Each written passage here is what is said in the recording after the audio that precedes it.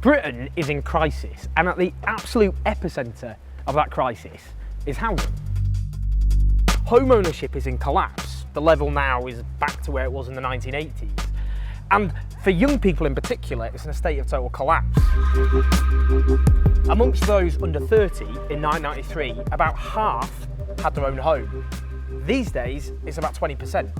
Because so much council housing was sold off in the 1980s under right to buy, we've now got this massive shortage of council housing. So hundreds of thousands of families are trapped on social housing waiting lists, deprived of the basic right, the basic need of an affordable, comfortable home for them and their kids. And what happened to a lot of the stock that was sold off is they ended up being owned by buy-to-let landlords who charged rents way above what would have been charged if they were council housing. So what does that mean for younger people? Well, it means they're driven into an unregulated private rented sector where rents are often way above what people can afford and often increasing way above their stagnating wages. And also, they have really limited rights as tenants, unlike other countries like Germany, for example, where tenants have secure tenancies and so on. Here, you can be booted out with very little notice.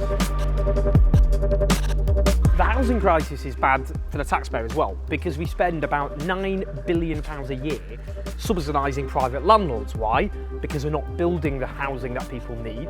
Rents are being charged that people can't afford. So we spend way more money on private landlords charging rip-off rents than we do on actually building affordable housing for people to live in. It's bad for the economy as well, because we've got a lack of skilled secured jobs, partly because we're not building. If we were actually building housing in this country, we would create huge numbers of skilled, decent jobs backed up with apprenticeships. And it would stimulate the construction industry, as well as all the other industries dependent on it, a so-called multiplier effect. And it's also bad for community cohesion, because a lack of housing leaves people feeling as though they're competing for scarce resources. And they start saying, hang on a minute, why does that person who's less deserving than me get a home? Often that's based on myths, it's not based on actual truth. But the likes of UKIP and also the sentiment that drove Brexit for many people was this sense of, hang on a minute, we've got these foreigners taking these homes. Now, the intensity of that sentiment was fueled by the fact we don't have enough houses.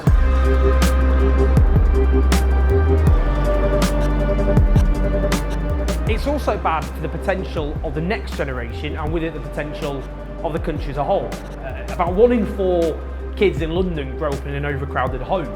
And we know from all the evidence that a kid who grows up in an overcrowded home, their health is damaged, therefore more likely to have everything from anxiety to asthma, and also their educational attainment is damaged. What does that mean? If we can't unlock their potential, that will damage this country for decades to come. Although New Labour introduced the decent home standard to bring up social housing to a good standard, it failed to build the housing this country needs. Under the Tories, it's got even worse. The lowest level of house building in peacetime since the 1920s, where we've had unaffordable housing branded as affordable, where we've had luxury flats built when there's a massive shortage of genuinely affordable homes for families to grow up in, and we've had social cleansing, people driven from their communities because of a battery of attacks against the welfare state. The social order governing this country is broken, it's bankrupt, it's unjust, and the housing crisis sums that up better than almost anything else. Now, Sajid Javid, a Tory cabinet minister, suggested borrowing £50 billion to build housing and got slapped down by Philip Hammond.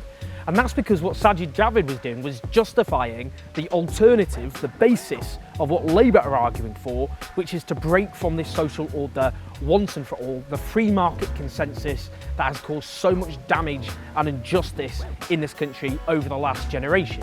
That's why it's not about tinkering with the society we have, it's about replacing the social order altogether, breaking with the free market consensus, neoliberalism, whatever you want to call it, to build a new generation of council housing fit for the 21st century, where the government takes the lead in building decent quality, affordable, comfortable housing for families to settle down with, to release people's potential and help build an entirely new society altogether. I want to hear your thoughts, so leave your comments as ever. How do we solve the housing crisis? Are you a victim of the housing crisis? I want to hear people's experiences. We've got loads of videos coming up. We've got loads of other videos we've done. You can click on up there. As ever, subscribe. I'll see you next time. Boom! Cool.